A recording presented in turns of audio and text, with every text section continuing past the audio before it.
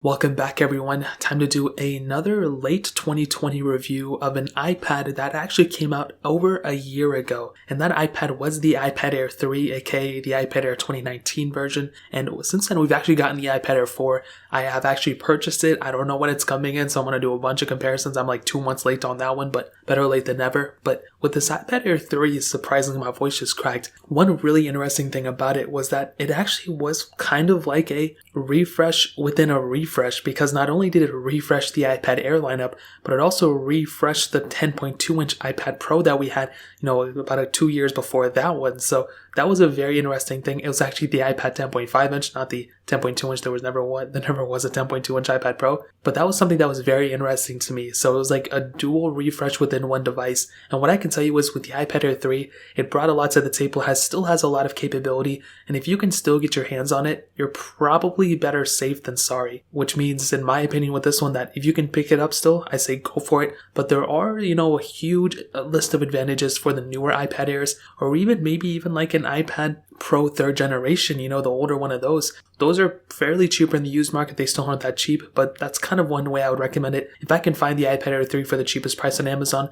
I'll link it down in the description below, and you guys can help support the channel at the same time. Now, looking on the front of the iPad Air 3, we have that 10.5-inch IPS panel, and it's actually pretty high resolution, but on top of that, it still has that home button, which some people may prefer, but I like that design. At that time when it first came out, I think 2017, it looked pretty good, and even now, it still doesn't look that bad. What I will tell you, though, is that this thing does not have that 120Hz refresh rate like the original iPad Pro 10.5-inch had, so that's kind of like an unfortunate thing. Is it a big deal? Not really to maybe like a lot of people, but it is still something to kind of keep in mind at the end of the day. You have that home button on the bottom of this iPad. Then you have that lightning port on the bottom of it too, which is really cool. On the back, you have that standard aluminum back, which is cool and I like it. But you also have that single camera setup, and it's an 8-megapixel sensor, and there's not a whole lot of reason to talk about it for 50 minutes or anything, but what I'll tell you is that this specific iPad, the fact that it has a camera, I think is, cool. I don't think anybody's going to use this camera for multi-function videos and movies and even shooting YouTube videos on. I probably would not recommend it. You're tapped out at 1080p at 30 frames. So this camera is pretty much identical to like an iPhone 6 camera. I don't really think people would recommend using an iPhone 6 camera in this day and age.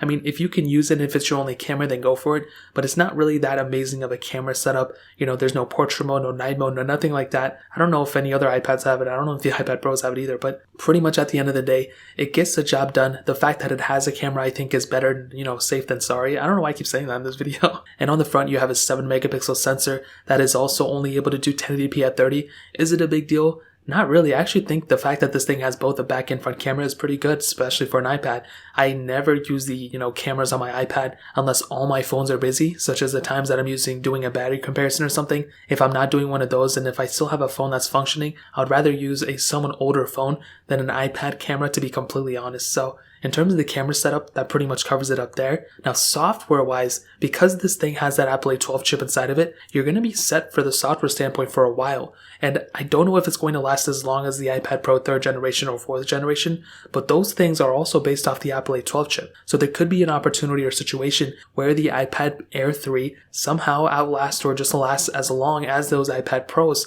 I don't think it's going to happen, but it's still a possibility. But the software experience of these iPads are still amazing. They got iPadOS 14, and that was a pretty good update for sure. These iPad Airs, can handle pretty much a lot of things you throw at it. There is a limitation though, which I'll get into in a second, but the features within iPadOS and all those other little things are still there for the iPad Air 3. So really whatever an iPad Pro can do, realistically 99% the iPad Air 3 can do as well. Is it perfect? No, like I stated before, there are some, hardware limitations that kind of set the iPad Air 3 a little bit less than the iPad Pros. But other than that, I think it's a really good iPad for sure. And in terms of the software standpoint, that pretty much covers it up there. Now, performance-wise, and this is probably the biggest thing about the specific iPad, it has that Apple A12 Bionic chip, like I already stated, but it only has 3 gigabytes of RAM. And that specific RAM portion of this whole entire, thing is probably the biggest problem with this specific device.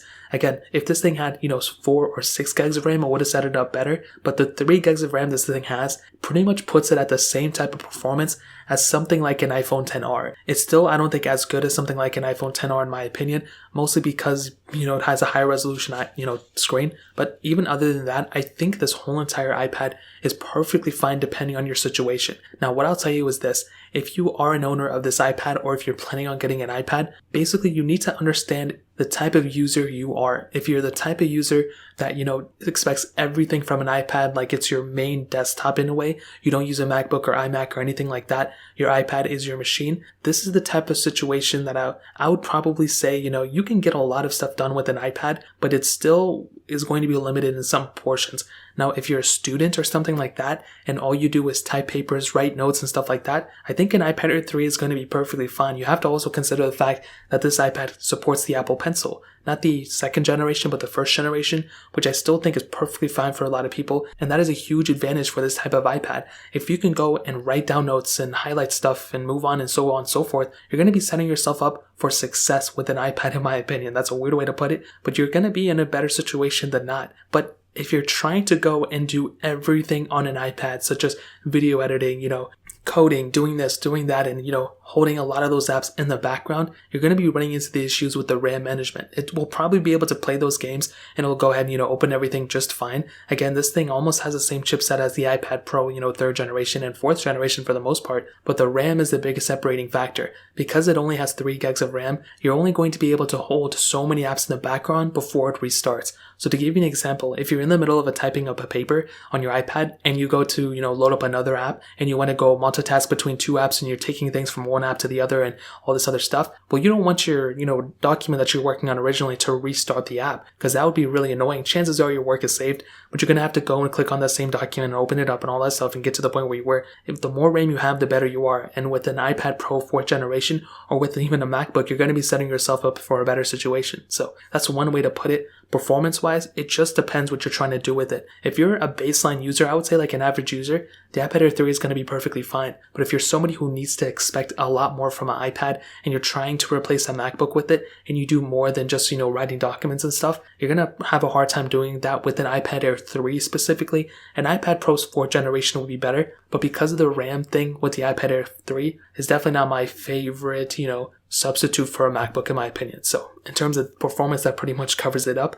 Now ending it off with the battery life, surprisingly this thing has an 8,134 mAh battery, and that's actually a really good sized battery for this thing. And because this thing is it's barely 2 years old at this point, the battery sizes haven't really degraded that much either. So that's another pretty big advantage for these specific iPads. And I've had really, really good experiences with iPads in terms of battery life. So no matter what you do with these iPads, you're going to have a really, really good time in terms of battery life. Now, is it going to be perfect? I don't know. I don't even know how to answer that. It's a big size battery. It's going to be able to do everything you throw at it. It's not going to be, like I said, perfect. There's going to be times where the battery may degrade a little bit faster or a little bit sooner. If you're doing a bunch of apps in the background and if you're having, a bunch of heavy intensive games and stuff, then obviously it's going to go down, but it will go down with any device. You can open these same type of apps on a MacBook and the same thing will happen. So it's not really just an iPad thing. It's just a device thing overall. But to kind of sum up this video and answer the question, is the iPad Air 3 still worth it in the later part of 2020? Well, what I can tell you is basically depending on your situation, this iPad Air 3